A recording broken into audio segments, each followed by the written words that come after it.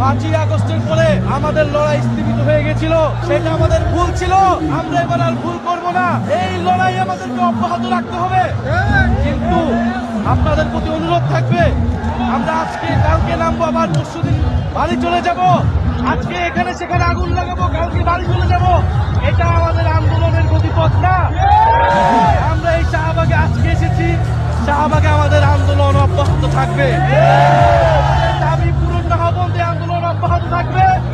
আপনাদের সকলের প্রতি আহ্বান থাকবে, যার যার জায়গা থেকে আমরা দায়িত্বশীলভাবে গণতান্ত্রিকভাবে আন্দোলন চালিয়ে যাব।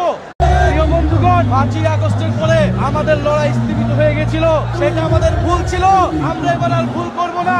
এই লড়াই আমাদেরকে অব্যাহত রাখতে হবে।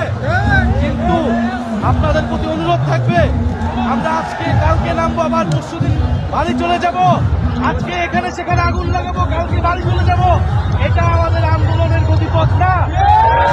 আমরা এই শাহবাগে আজকে এসেছি, শাহবাগে আমাদের আন্দোলন অব্যাহত থাকবে।